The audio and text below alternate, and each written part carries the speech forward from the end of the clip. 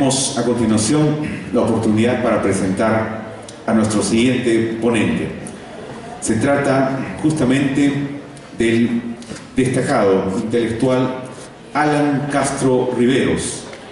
Nuestro ponente viene del hermano país de Bolivia. Por ello quiero pedir los aplausos de bienvenida a nuestro ponente Alan Castro Riveros. Y del mismo modo, permítaseme dar la lectura correspondiente al abstract de su trayectoria. Alan Castro Riveros estudió literatura en la Universidad Católica Boliviana. Tiene una maestría en literatura latinoamericana por la Universidad Mayor de San Andrés. Publicó la novela Artificios en 2010 y ensayos en diferentes revistas especializadas. Es parte del consejo editorial de la revista La Mariposa Mundial. Obtuvo la beca de residencia artística para creadores de Iberoamericana, en este caso la cultura iberoamericana, en México. Actualmente es docente de la Cátedra de Pensamiento Crítico en la Universidad Católica Boliviana e investigador particular. El intelectual Alan Castro Riveros presentará a continuación la ponencia denominada La relación de Gamaliel Churata con Bolivia. Distinguida concurrencia, fuertes aplausos para nuestro ponente Alan Castro Riveros. Bienvenido. Buenas noches, ¿cómo están? En primer lugar les quiero contar que mientras venía aquí a Arequipa, en el camino inverso que hizo Churata, que es Arequipa, Puno, Desaguadero, La Paz, yo vine La Paz, Desaguadero, Puno, Arequipa. En ese trayecto tuve mucho tiempo de pensar en Gamaliel Churata y bordear el lago Titicaca y conocer los pueblos que están en medio de La Paz y Arequipa, y bueno, es una experiencia fascinante. Y también estaba leyendo una ponencia de un maestro boliviano allá, Jesús Urzagasti, un escritor del Chaco boliviano, que es la otra parte de Bolivia, el Chaco, y el trópico es la otra. Y él comenzaba una ponencia recordando a un amigo cochabambino. Cochabamba es igual una ciudad de allá, que decía que cuando agradeces muy temprano acabas pidiendo favores, muchos favores después de agradecer. Entonces ahora recién me permito agradecer a Antecayo por su invitación, a la Universidad de San Agustín de Arequipa, a Roger Tawa por cooperar en este congreso, que me parece fascinante, y me encanta ver a tanta gente aquí, futuros, presentes, lectores de Churata, que para mí es crucial para la literatura latinoamericana. Y bueno, les voy a presentar la ponencia que se llama La relación de Churata con Bolivia, y que tiene un subtítulo que es Arturo Peralta, Juan Cajal y los desplazamientos vocales de Gamaliel Churata. Porque a partir de este cambio de nombres, de seudónimos, es que voy a mostrar esta relación con Bolivia.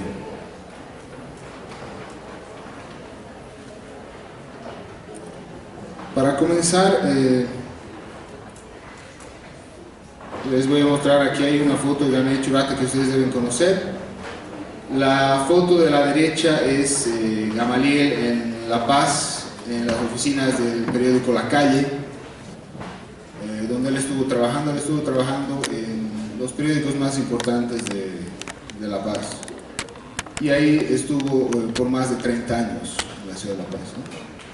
Entonces, para comenzar me voy a permitir hacer una digresión que van a ver que es importante. Quiero hablar de la lengua de Adán. No sé si conocen, seguramente muchos de ustedes escucharon hablar del libro La lengua de Adán. Es este que está aquí, traído.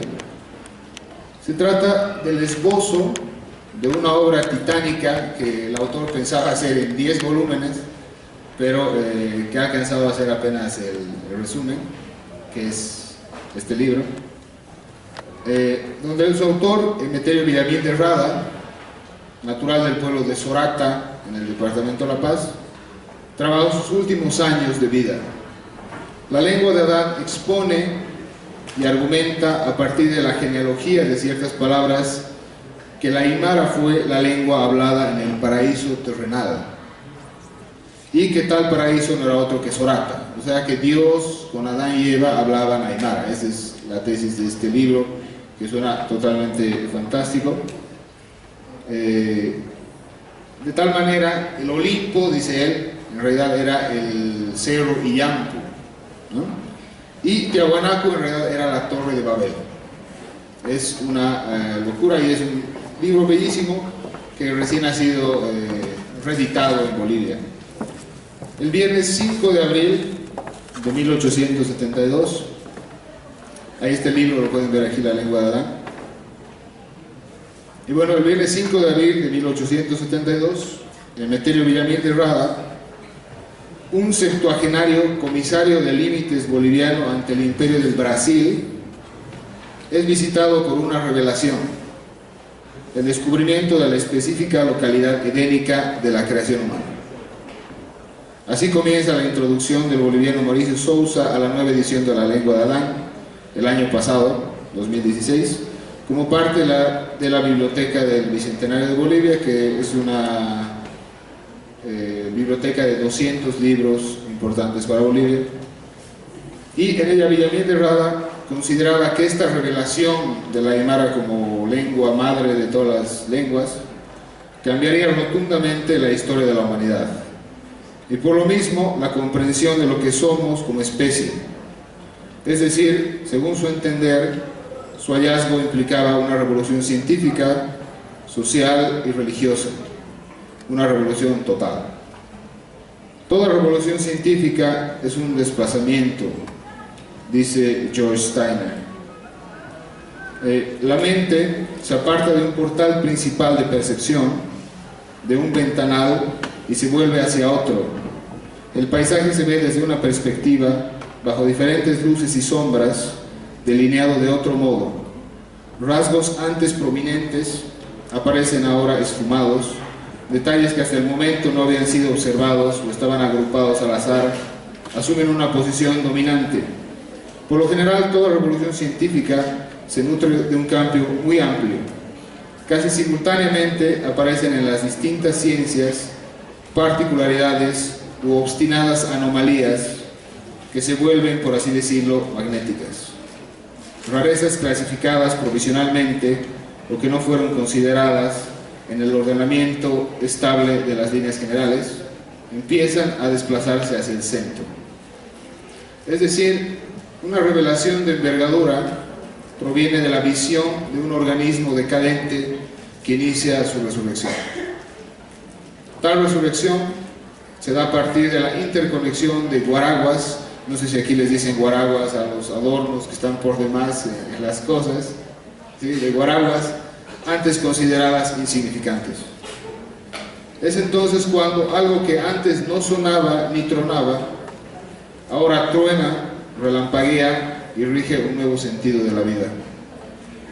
No solo eso, acotaría Villamil de Rada, sino que ese retorno de la vida es la germinación del propio portal de percepción, desde donde se ha revelado el nuevo organismo. Sorata para Villamil de Rada, tal vez Florencia para Dante, el Gran Sertón para Guimarães Rosa y Puno para Gamaliel Churata.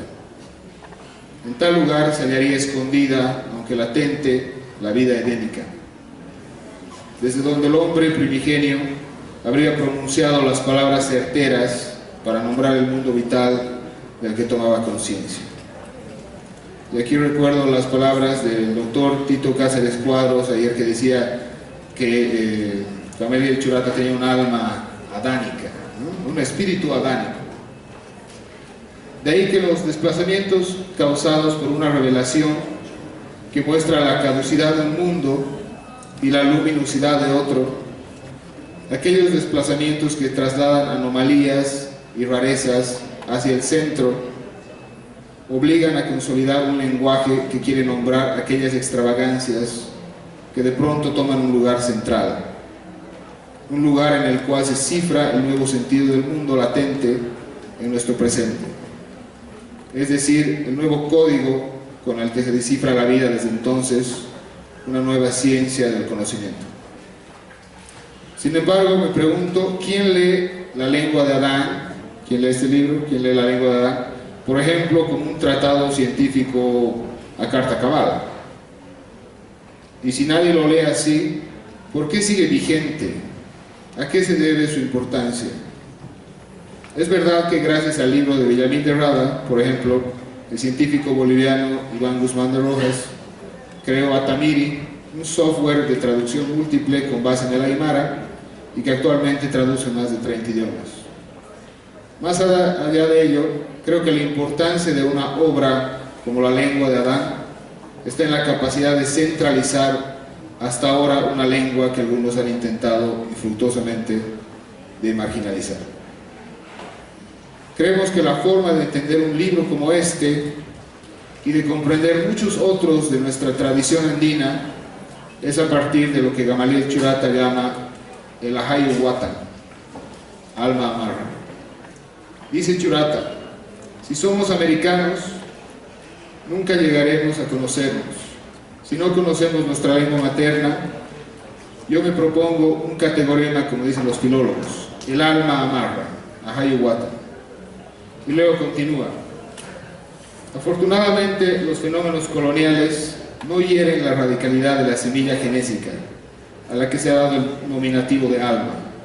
El genes es invulnerable a la acción de todo agente letal, como lo han establecido investigaciones severas de laboratorio, por lo que al menos desde el punto de vista de la semilla, del genes, el hombre es inmortal, y no inmortal como especie, esto es lo importante, no inmortal como especie, sino como individuo, como ego. He aquí como el estudio de la Ahayu Watan, síntesis ontogénica axiológica, viene a demostrar que el conocimiento de la naturaleza moral del hombre, de su mundo interior, no podrá ser revelada sino sujetando el análisis a la perspectiva realista que descubre. El Ahayu Watan además plantea otra verdad secular. Si el hombre es inmortal desde la semilla, esto es, desde el alma, los muertos de ayer son los que nacen hoy.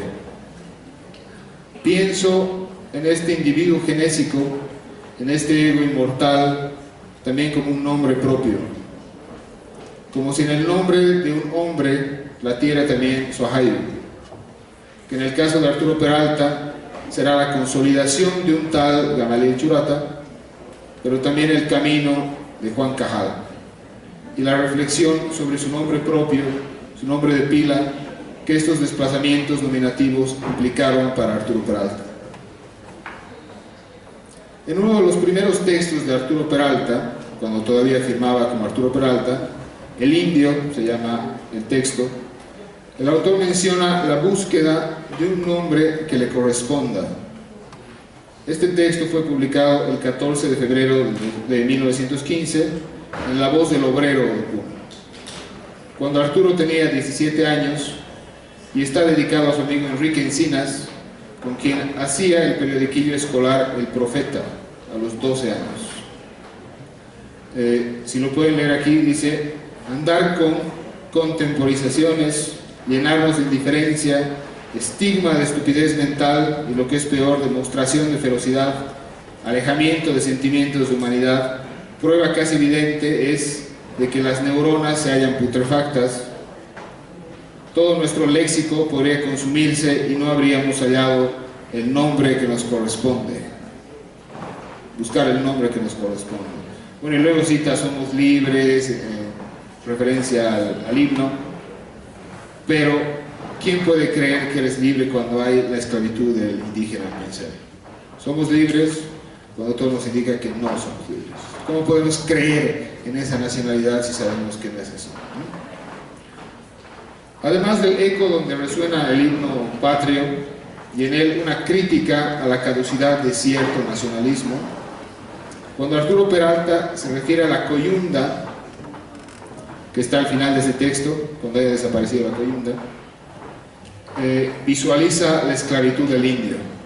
Más adelante, en el mismo texto, amarrará ambos hilos diciendo que, cito aquí, donde pierde su valor intrínseco el derecho individual, comienza el absolutismo como forma de gobierno.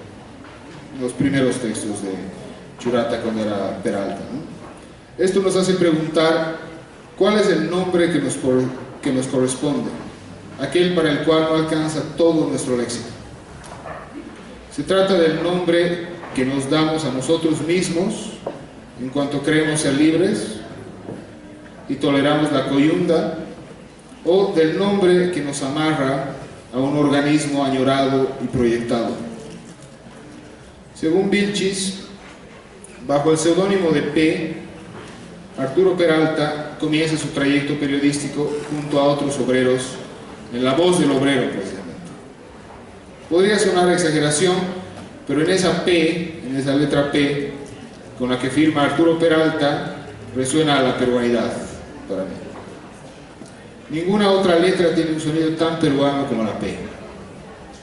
Esta firma de Peralta, donde por supuesto resuena también su apellido paterno, respalda cierta concepción primigenia del escritor y el periodista según Churata. Si González Prada decía que la revolución solo podría hacerla la clase obrera y era necesario darle importancia al intelectual para dar concepción y prestancia a dicha revolución, Churata funde la imagen del obrero con la del intelectual. La lucha obrera será una lucha solidaria en cuando se le revela la vacuidad de aquello que hasta entonces se llamaba libertad. Allí donde el derecho individual del indio está perdido y su presencia no es más que una guaragua del paisaje y no la vitalidad de un ser humano capaz de nombrarse a sí mismo. Al hacer evidente la putrefacción de las neuronas en la indiferencia frente al indio, Arturo Peralta señala también aquello mal llamado marginal, cuya presencia muchos parecen obviar, y pone al indio en el centro de un problema que trastoca el concepto de humanidad. A partir de este revelador portal de percepción, recién se empezará a nombrar una libertad propia y creíble, pues aquella visión traía consigo la potencia orgánica de una nueva y verdadera humanidad que emergía con la potencia del lenguaje. Por otro lado, es interesante que en este texto de 1915, Peralta nombre y cite a José Antonio Calamullo Haro, un indígena proscrito de su hogar, como más adelante lo sería el propio Arturo Peralta. Menciono este hecho adelantándome un poco a ciertos meandros de esta conferencia por la importancia que tienen los nombres propios en la obra de Churata. Pues es a partir de ellos que se forma un trasfondo de voces en su escritura. Y ahora quisiera hablar de Juan Cajal, que es el primer nombre o seudónimo que adopta Churata. La unidad obrero-intelectual que había en Arturo Peralta alcanza una nueva corporeidad con Juan Cajal, parte del grupo Bohemia Andina y uno de los principales promotores de la TEA. Aunque en esta etapa parece haber una inclinación más por la imagen intelectual que por la del obrero, recordemos que la TEA toma su nombre del órgano de difusión de la huelga universitaria fundado precisamente en esta universidad y publicado entre 1907 y 1908. Por otro lado, Juan Cajal era cajista, es decir, que ponía letra a letra las palabras que luego publicaría en la TEA. Ahí encontramos una unión cabal entre el intelectual y el obrero, en el escritor que a su vez es cajista de imprenta. Una de las cosas más interesantes de Juan Cajal es su desplazamiento a Potosí, una ciudad de Bolivia, que además es su primera visita a mi país. Allí, junto a un grupo en el que resonaba Bohemia Andina, porque allá en Potosí se llamaban los noctámbulos, que es más o menos parecido, también excluidos de los círculos oficiales además, fundaron la revista Gesta Bárbara, en donde a su vez resuena la Castalia Bárbara de Ricardo James Freire.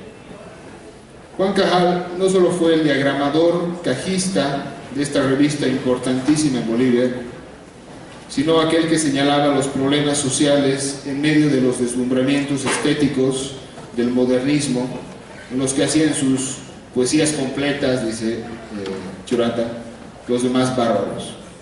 Como sabemos, Gesta Bárbara se origina en 1918, cuando un grupo de amigos llamados los Noctámbulos, en los alrededores del cerro de Popoj, fundan una revista. Carlos Medinaceli cuenta que ellos querían que no fuera como todas las que en Potosí habían sido. Esta es una cita por si acaso. Más que unos almanaques con versitos, peor que un asqueroso alegato jurídico, así dice Medinaceli, ¿no? Tenía que ser algo heroico, porque tenemos que luchar contra la bestia policéfala del monstruo colectivo, y algo fuerte, catastrófico, algo bárbaro. Y continúa diciendo Medinaceli. Entonces, uno de los nuestros, el más noctámbulo de todos los noctámbulos, que no sabíamos cómo, pero que providencialmente había caído en Potosí desde Puno, Juan Cajal, discurrió el consorcio feliz, Gesta Bárbara. Y así se llamó una de las revistas más importantes y posiblemente la más recordada hasta ahora en Bolivia. De hecho, hace una semana se celebró el casi centenario de Gesta Bárbara con un gran congreso en Potosí.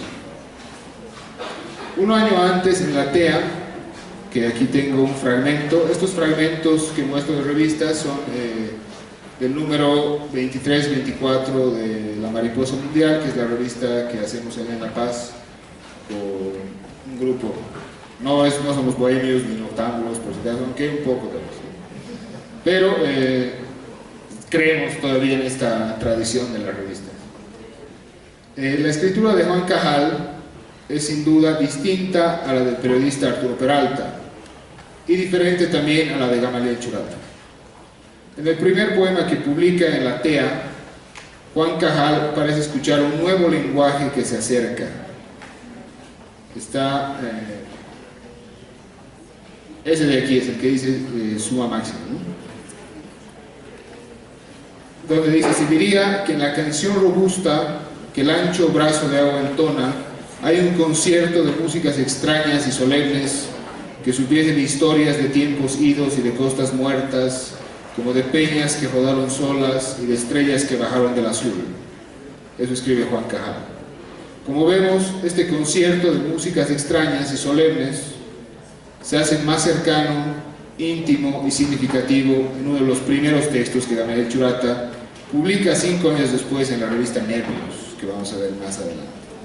Pero volviendo a Juan Cajal, en una entrevista que Carlos Medinaceli le hace el 4 de junio de 1932, cuando ya están en La Paz, 14 años después de la fundación de Gesta Bárbara, Churata habla precisamente sobre este seudónimo de Juan Cajal, ¿no?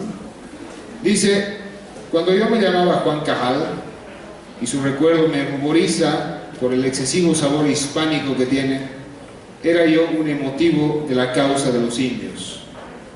Pero estéticamente pertenecía al modernismo esnovista, que ha sido nuestro alimento primigenio. Además, como alguna vez le he manifestado, con los nombres, eso es interesante, ¿no? Con los nombres pasa lo mismo que con las camisas, que es preciso someterlas a reemplazos periódicos para evitar malacrianzas de los parásitos.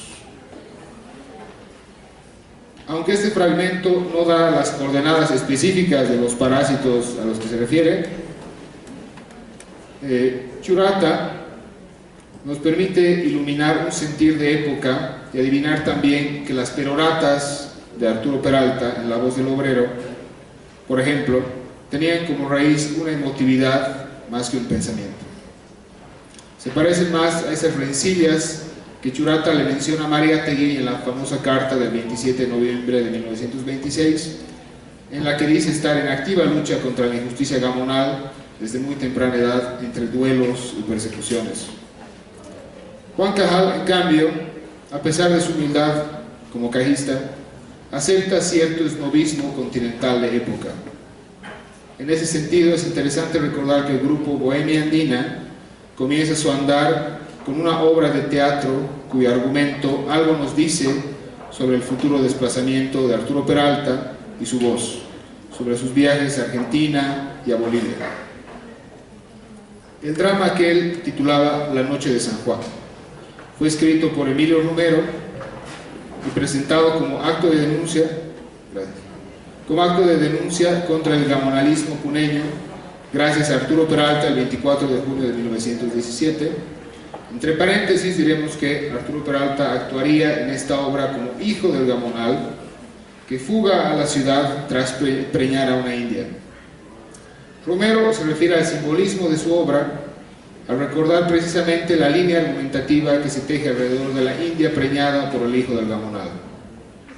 El propio autor, es decir, Emilio Romero, dice, aquí lo cito a Emilio Romero: ella veía en él, en su hijo, al símbolo de la futura unión de todos. Marcharía a la ciudad para hacer de su hijo un nuevo hombre, un nuevo peruano. Marcharía a la ciudad para conquistarla y dominarla, para revolucionarla con su presencia, la de su hijo y el corazón de una raza nueva sin las taras de todo lo pasado. Fin de cita. En pocas palabras, estamos hablando del nacimiento del cholo con su respectivo abandono paterno. No decimos que Arturo Peralta haya fugado de Puno por escapar de una supuesta paternidad, por si acaso, sino que la escritura dramática abría un campo de acción, emparentado con las bellas artes, y este último a su vez con el ímpetu de la juventud bohemia que lo acercaría a personas claves en Potosí, por ejemplo, donde de pronto recordaría el cenáculo de los elegidos, que era la TEA. Juan Cajal, entonces, atisba un hálito en la lengua que lo relaciona con Bolivia y con América toda. Reconoce el modernismo como alimento primigenio, como uno de los intelectuales de la época, y de tal manera la TEA abre el ámbito literario de Puno, así como Gesta Bárbara abrirá el de Potosí y el de Bolivia en general. Entre paréntesis, permítanme recordar que el sorateño Emeterio Villamil de Rada soñaba con un tren intercontinental desde California hasta Sorata, porque quería que todos lleguen al paraíso terrenal. Ahora sí, a partir de la visión y desplazamiento de Juan Cajal, uno comienza a acercarse a aquellas revistas y órganos de difusión de la época realizados por mano propia, casi artesanalmente, o artesanalmente en algunos casos, y ajenos a la intelectualidad instituida, como a la cartografía de distintas generaciones, de grupos de jóvenes, de muchachos, esto cito de Churata, muchachos sin preparación ni títulos académicos que les diera derecho para pensar y escribir bien. Eso está en la TEA. La TEA, por ejemplo, busca una independencia ética y estética y se aleja un poco de la mera denuncia de injusticias sociales o marginaciones políticas. Empieza a incitar un pensamiento propio. Así lo dice Juan Cajal en el número 10 del 16 de marzo del 19, ya de vuelta en Puno. Dice: hay un triunfo de la personalidad americana, un abandono americano que, haciéndonos volver hacia el paisaje tutelar, nos permite el conocimiento de nosotros mismos, de nuestras fuerzas de reserva, y nos induce al desentrañamiento de la tradición. De tal manera, la primera salida de Churata del Perú hacia Bolivia y Argentina prefigura ya el trabajo del Boletín Titicaca. En cuanto la voz de Juan Cajal emerge y entra en concierto con un hálito continental que anima a ahondar más en la personalidad americana. Con respecto a los compañeros de la revista Gesta Bárbara, por ejemplo, Alberto Nogales dice que querían pensar como europeos, pero sentían como indios. Esto no quiere decir que Cajal renuncie a una estética, digamos, peruana. Cajal nunca renuncia a nada. Los desplazamientos de Arturo Peralta son articuladores. Él lleva consigo la memoria que lo sustenta. Por ejemplo, en el tercer número de Gesta Bárbara, publica un panegírico titulado Manuel González Prada.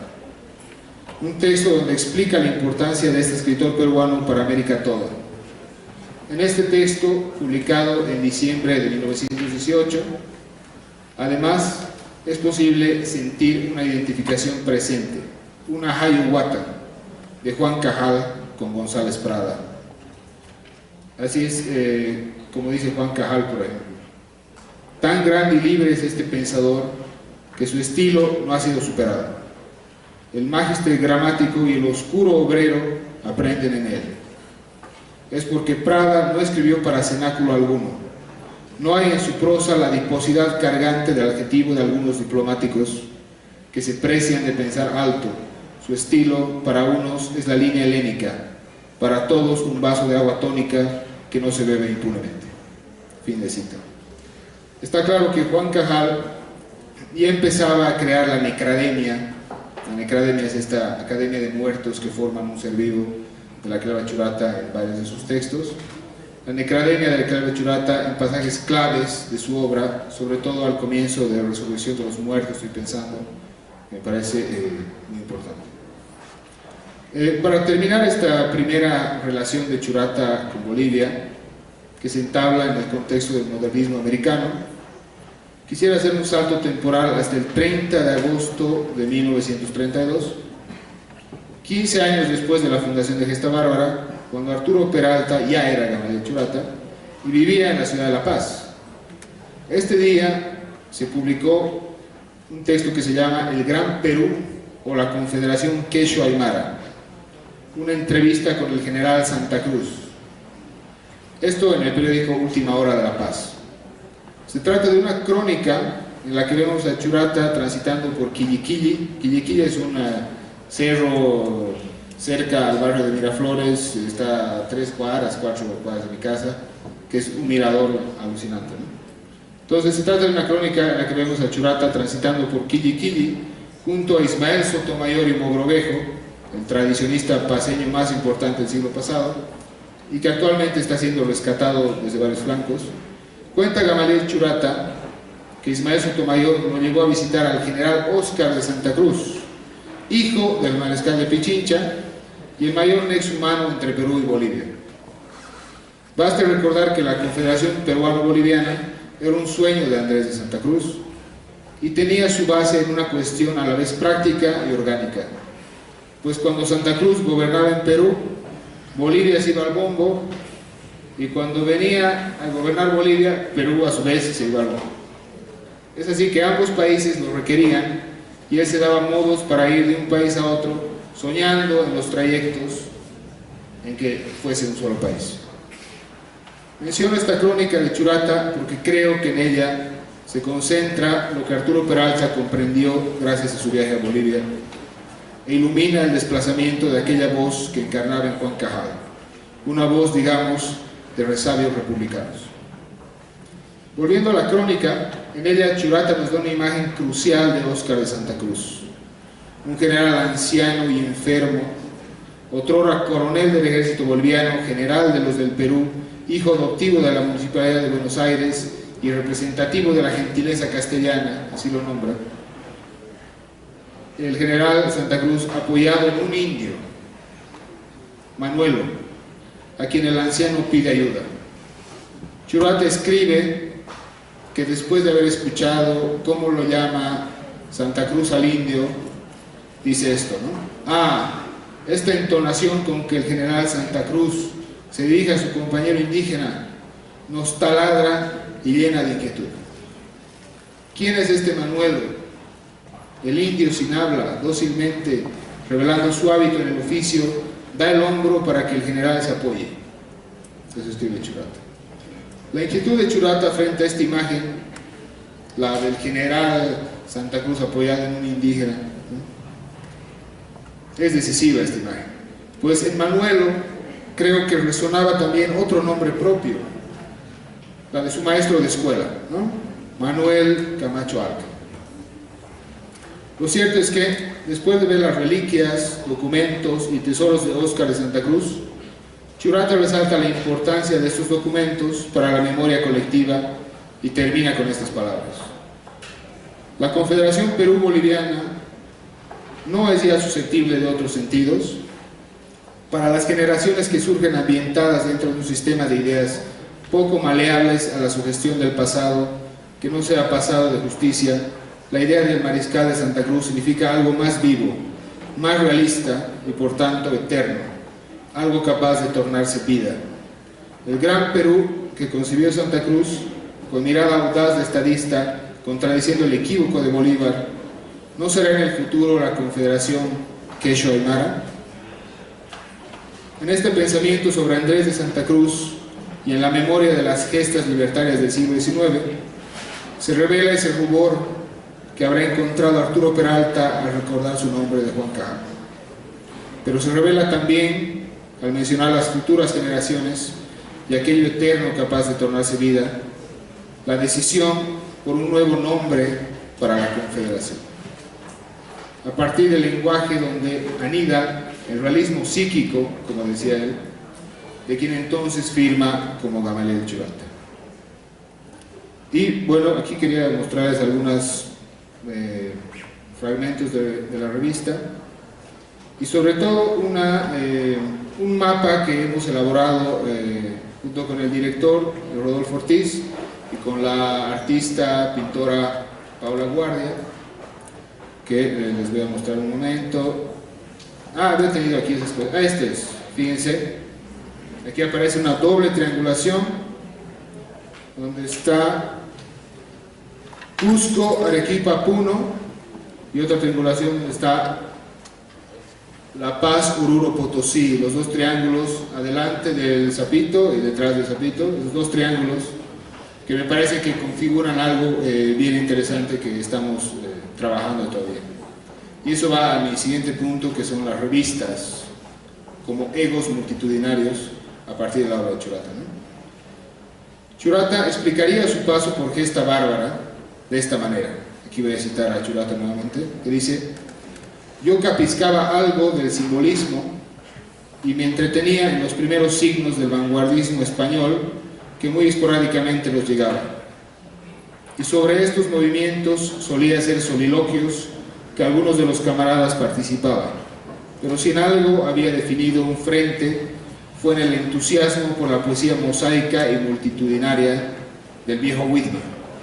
Bueno, sabemos que la poesía de Whitman se reconoce por el aliento con que el poeta norteamericano habla en ego multitudinario, es decir, un yo que nos incluye a todos. Cuando uno lee a Whitman, siente que se está leyendo así, o que su yo está hablando por uno mismo.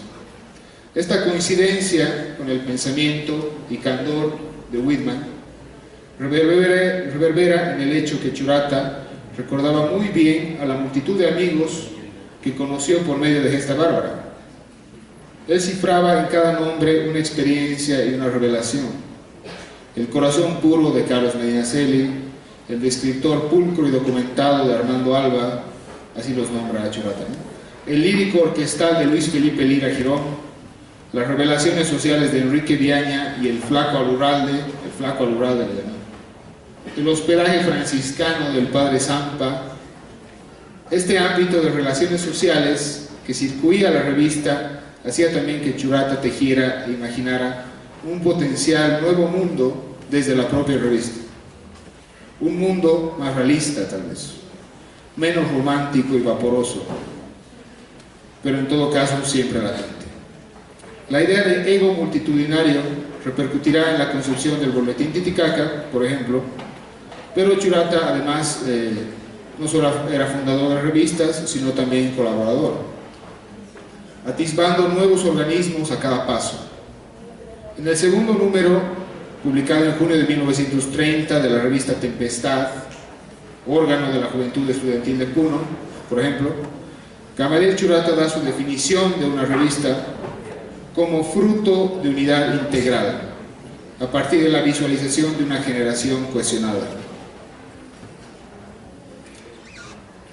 Churata comienza su texto Cuatro generaciones de puneños y la actual Tempestad, hablando de la importancia de las generaciones, y nombra a muchos historiadores, ¿no?, científicos, políticos, maestros, escritores y toda una necrademia que vive y resucita de generación en generación. Por otro lado, es gracias a las revistas, más o menos autogestionadas, más o menos subterráneas, que Churata no solo visualiza otro Perú, ya sea a través de Amauta, de Lima, Atusparia, de Ancash, Chirapu, de aquí de Arequipa, Kuntur, de Cusco, Inti, de Huancayo, sino que también tiende puentes amistosos con el continente, particularmente con Bolivia. en donde residió por más de 30 años, como ya les había dicho. Es así, por ejemplo, que Churata traba amistad con Óscar Cerruto, un escritor paceño canónico, con quien comparte las páginas de Chirapu y, por supuesto, Cuna, una revista del Cusco que se publicó del 1931 al 1932, y además una revista que en cierto momento se pensó como un órgano peruano-boliviano, parece interesante, y otro órgano de difusión donde convergen Churata y Cerruto es Cosco, también del Cusco, donde, por cierto, es donde se consolida el nombre de Gamaliel Churata, o el seudónimo de Gamaliel Churata. En todas estas revistas, aunque había espacio para múltiples voces, resuena cierto indigenismo a partir de la necesidad de una expresión propiamente americana. Sin embargo, como sabemos, el indigenismo, el vanguardismo y cualquierismo tiene a su vez múltiples códigos de interpretación y vertientes. El trabajo generativo de estas revistas multitudinarias que aparecieron en la década de 1920 implicaba también la puesta en escena de posibles malentendidos. Las revistas donde se cohesionaban las generaciones fueron también, y siguen siendo, el archivo que da lugar a nuevas reflexiones. Por ejemplo, en una carta de Cerruto a Churata, fechada en Buenos Aires el 5 de agosto de 1941, leemos una significativa referencia al indigenismo y la polémica. Aquí cito a Cerruto: sigo siendo un temperamento polémico, y he pensado siempre que la juventud debe ser beligerante a riesgo de todas las negaciones y vigilante a riesgo de todas las intransigencias. Me desesperaba ya asistir a ese obstinado endiosamiento del pasado en que se hundía por todas partes la juventud boliviana, con el cuello ya roto de tanto volver la cabeza atrás o de tanto hundir la cabeza como un avestruz en la arena. Me desesperaba ese acomodamiento fácil, esa literatura de álicas a la sombra de bien rentadas situaciones, literatura de indigenistas con pombo, así le llaman, literatura de indigenistas con pombo. En todo caso, y volviendo a los seudónimos de Arturo Peralta, la noción de generación y ego multitudinario están cabalmente ligados a la firma de Gamaliel Churata. Cuando habla de su nombre, de Gamaliel Churata, él dice esto, ¿no? Gamaliel Churata corresponde a la mayoría de edad, en que los valores subsidiarios del espíritu son reemplazados por la necesidad orgánica de la generación. Es así que mi nombre definitivo plasma la naturaleza de mi ideología. Ya pasé la edad en que para el hombre la camisa de última moda es la mayor devoción de culto y su liturgia. Varios escritores han reconocido que mi seudónimo literario obedece a una radical identificación con los problemas sociales y estéticos del arte. Y ahora, pasando a la última parte de la ponencia, quiero hablar del nombre de Gamaliel Churata, ¿no? Uno de los primeros textos publicados bajo el nombre de Gamaliel Churata aparece en el primer número de la revista Nervios, qué lindo nombre para la revista, del 15 de noviembre de 1923, posteriormente publicado en Cosco.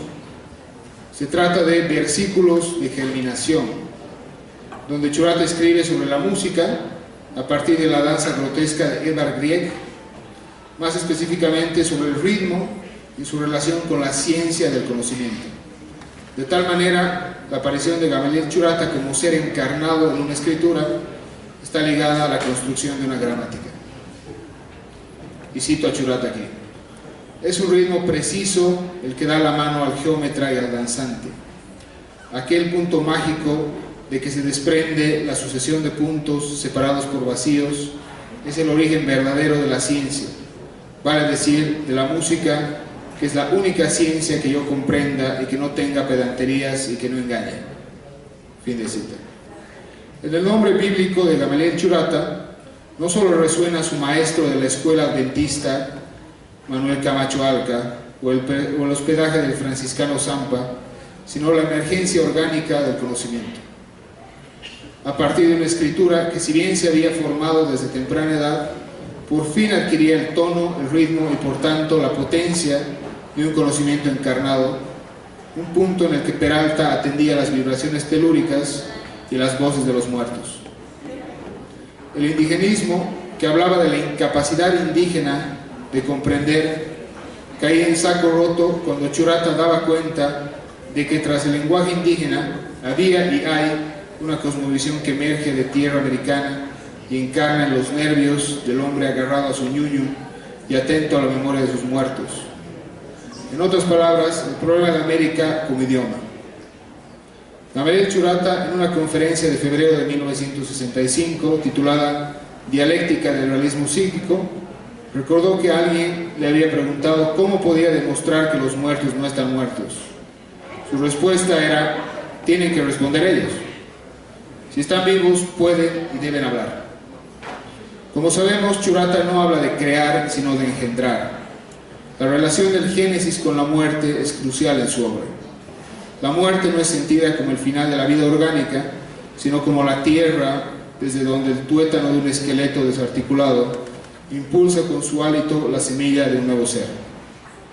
Depende de cómo nombramos al habitante de nuestro recordante cuerpo para que autoricemos su libertad de andar por las calles con el paso que le corresponde.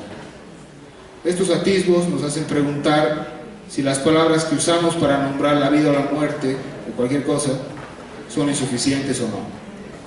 Si creemos que el germen de toda transformación humana profunda está en la crisis de un lenguaje de articulación social y la confusión que esto significa, estaremos de acuerdo que quien trabaja con la palabra es el llamado no solo a poner en evidencia esta crisis, sino a revitalizar la comunicación del humano con el mundo. Para terminar, habrá que decir que la lengua de Adán, vuelvo a la lengua de Adán, el extravagante libro de Villamil de Rada, que mencionábamos en un principio, nació a partir de un grupo entusiasta de aymaristas, entre los que estaban Rosendo Gutiérrez y Nicolás Acosta, quienes formaron la Sociedad Aymarista en 1882. Las bibliotecas de Gutiérrez y Acosta, además de los papeles de Villamil de Rada, el autor del libro, se perdieron en incendios y otros descuidos. De tal manera que la memoria de esta lengua originada en América parece difícil de mantener. Más allá de que creamos que la aymara sea o no la lengua del paraíso, lo que proponía Villamil era el estudio de una lengua orgánica y genésica a la cual él le hacía decir que era el idioma perfecto. Para terminar, voy a permitirme leer un breve fragmento de América y su habla, de Gamaliel Churata, que fue publicado en la revista Nova de la ciudad de La Paz en febrero de 1963, poco más de 6 años antes de la muerte de Arturo Peralta. Dice así: al diablo con la porra. No hay literatura americana porque no hay americanos. El mito griego es el alma mater del mundo occidental. El mito incásico debe serlo de una América del Sur con ego. Patria no es la tierra del camino, es el camino de la tierra. Gracias.